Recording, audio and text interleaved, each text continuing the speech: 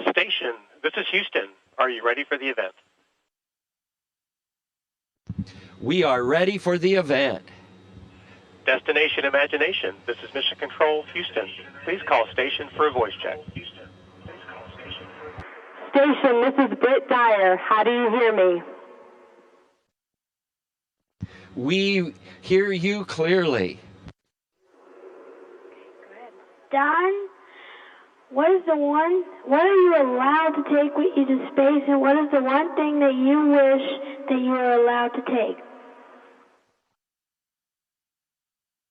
Oh, the one thing I wish I would have taken would have been some filter materials for helping take pictures out the window. Okay, Simon, go ahead. Okay, here, buddy. Joe, what is the most important part of your spacesuit? Well, our spacesuit is really like almost like a spaceship, because when we're in our spacesuit, we have to live just like we do inside either the space station or the Soyuz that we come up in. So everything is important. I hate to give you that answer, but we need to have oxygen. We need to be able to stay warm or stay cool. We need to be able to scrub out the CO2. So really, it's a whole big machine, and all of it's necessary to keep us safe.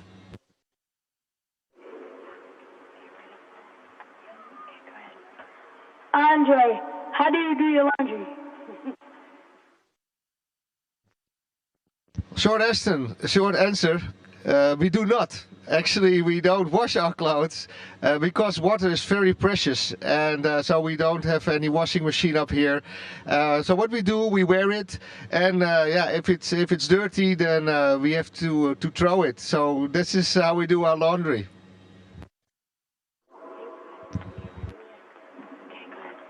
Don, can you have pets on the space station? Can you have pets on space station? If you consider some of the creatures we have for experiments pets, then we do. On my shuttle flight, we had Drosophila larvae. And these Drosophila larvae, I don't know whether you call them a pet, but these Drosophila larvae were there for food for our spiders. And I don't really know whether you'd call a spider a pet. Usually that's something you step on. So I guess we really don't have pets on space station, but we do have experiments. Joe, can you take a shower in space, and how do you keep the soap from flowing away? See, life is good on the space station. We don't have to do laundry, and we don't have to take showers. So no, we don't take showers up here because, like you said, the water would just float away and it would be a big mess. And like Andre mentioned earlier, water is very precious. So we have washcloths that we can get wet, and we have some rinse-free soap and shampoo that we can put in our hair and our body. But no nice long hot showers for us. Andre, how do you stay connected to your family?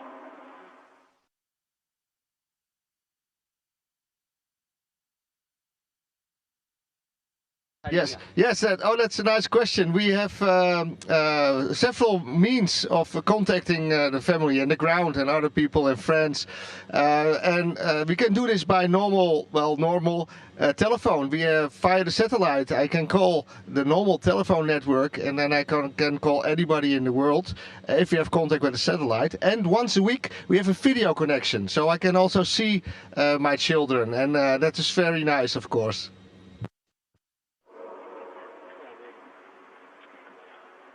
Don, do you believe there's life beyond Earth, and are you doing anything in the space station to look for it?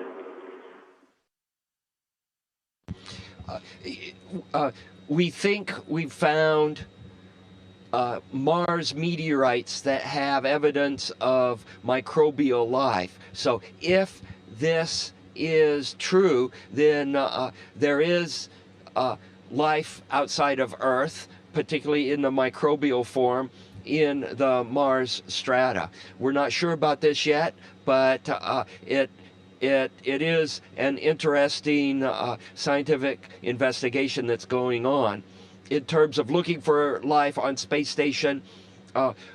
Besides observing meteor showers, which may contain meteorites that come from Mars with fossilized bacteria, we really don't look for signs of life on space station except inside the spacecraft when I'm looking at one of my crewmates.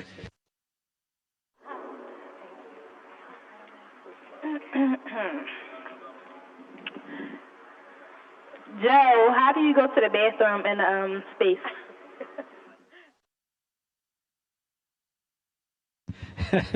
That's a good question. You have to be very, very careful. It takes a little bit longer than it does on Earth. As you can imagine, in microgravity, things tend to want to float away, and you don't want that to happen. So we have a very sophisticated toilet where it can catch things. We have a tube to urinate in, and it's kind of neat because we actually recycle that water and then we drink it. And then we have a bucket to catch number 2. And it's a very important system for us up here because we need to use it all the time, every day.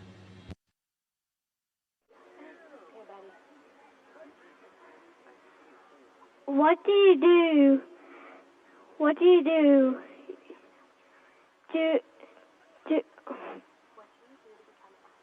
what do you do to become an astronaut?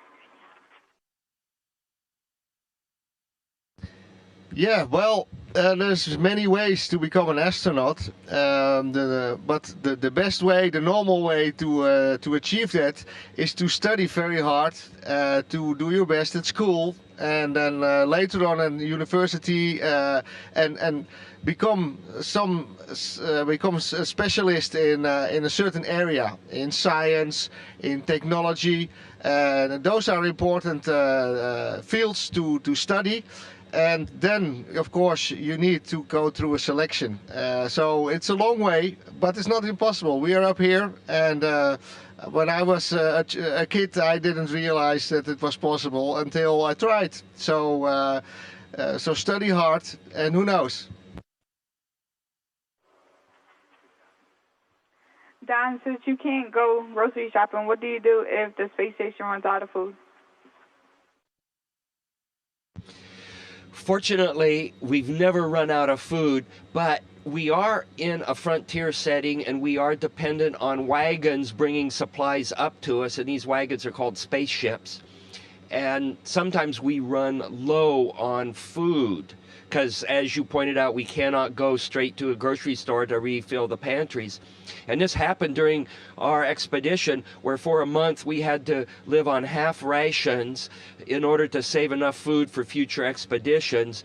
And now we've got plenty of food, but at that time we were conserving food for the future. And this is what happens when you live on the frontier.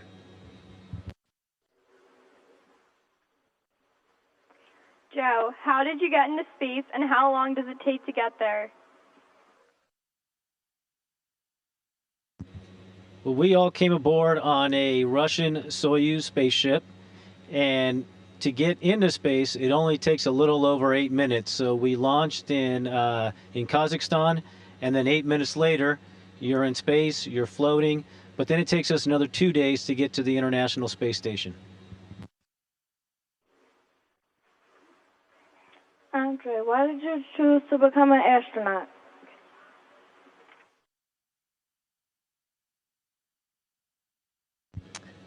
Well, it started with some science fiction books that I got from my grandmother.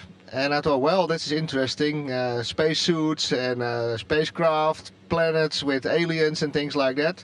Then I saw beautiful pictures and IMAX movies from the shuttle flights. And I thought, wow, this is beautiful to see the Earth from outer space. And then I also learned how useful it was. And I became a medical doctor. And then I thought, okay, it's exciting, 3 things. It's exciting, it's beautiful, and it's very useful. So that were the main reasons for me to become an astronaut.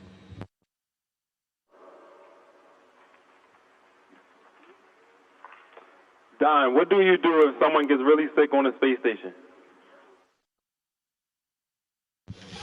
If someone gets really sick, which fortunately that has not happened, we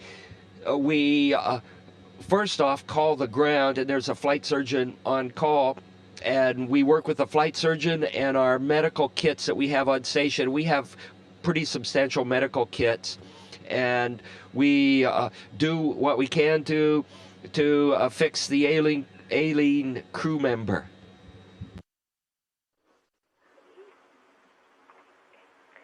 For Joe, who came up with the idea for the space station, and who decides what you do when you are up there? Well, that's a very good question. The International Space Station, like it implies, was put together by many different countries. And so I don't know if there was one individual that came up with the idea, but coming to space is very, very difficult, and it's very expensive. So it made sense for us to pool our resources together and work as one planet to build the space station. And each of the different space agencies, they look at what types of science they want to do up here. There's various review boards that look at that. So there's a long process. The scientists have to put together their experiment, and then finally they come up here, and then we're lucky enough to go ahead and implement those experiments.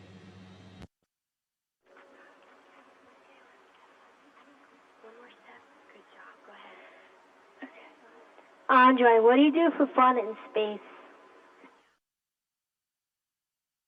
What do I do for fun in space? Well, the best thing is, of course, to float, which is not so easy if you cannot hold yourself. So this is always fun. This is fun. And of course, it's fun to play with fluids, with water, little droplets. We can have a lot of fun up here. We eat together in the evenings and sometimes watch a movie. And of course, we can call the ground, and we enjoy ourselves in many ways.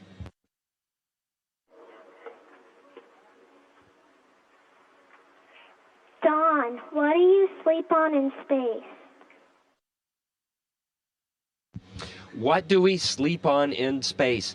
Actually, we don't sleep on anything because that's a gravity, Earth-centric thought. In space, we sleep in something. We sleep in our sleeping bags, and we just float inside of our sleeping bags. And actually, our sleeping bags do two things. One, they keep us warm because you're sleeping and your metabolism's lower, and you can get chilled, just like you wear blankets when you're sleeping on a bed. And the other thing a sleeping bag does, since you're sleeping in it, it keeps you contained. It keeps you from drifting around, because you may go to sleep against a wall and wake up on the ceiling, and so it keeps you in one place. So we don't sleep on anything, we sleep in.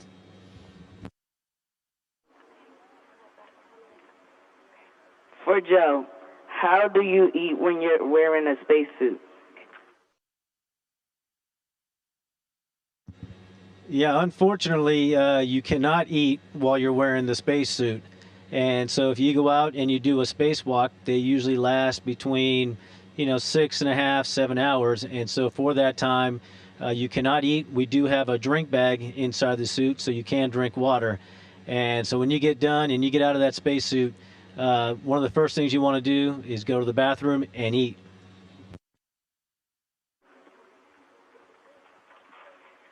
This is for Andre. If there are no pipes or hoses running from Earth to the space station, how do you get clean drinking water, and where does the dirty water go?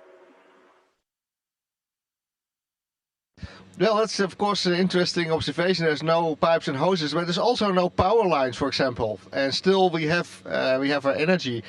So we have a lot on board. The energy comes from the solar panels, and the water. Well, the water is brought up by spacecraft, but we also, what was said before, we recycle a lot of water. So the water that is in your breath, the water from perspiration from the exercise, and also the water in the urine is recycled, and we make drink water out of it again. So we recycle it.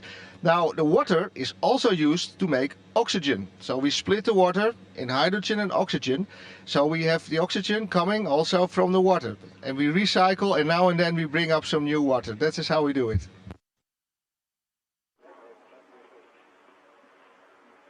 Don, what do it smell like in space? What does it smell like in space? Well, inside the spacecraft, it smells sort of like a combination of a engine room on a ship and a gymnasium, somewhere like that.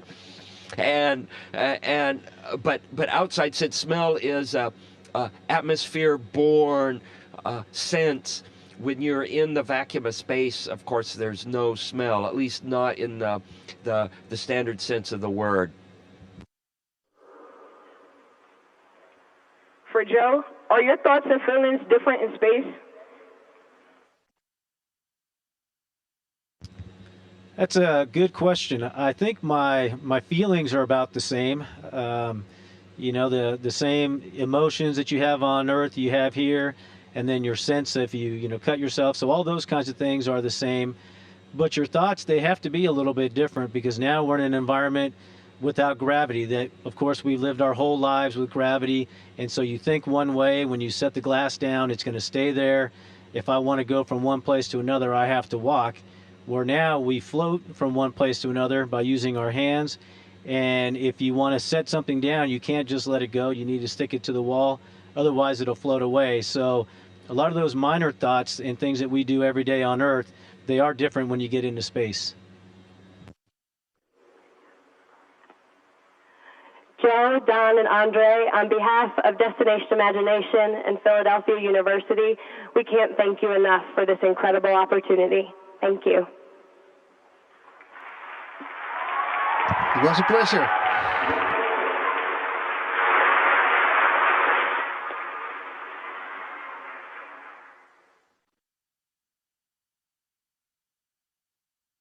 Station, this is Houston ACR. Thank you. That concludes the event. Thank you, Destination Imagination. Station, we are now resuming operational audio communications.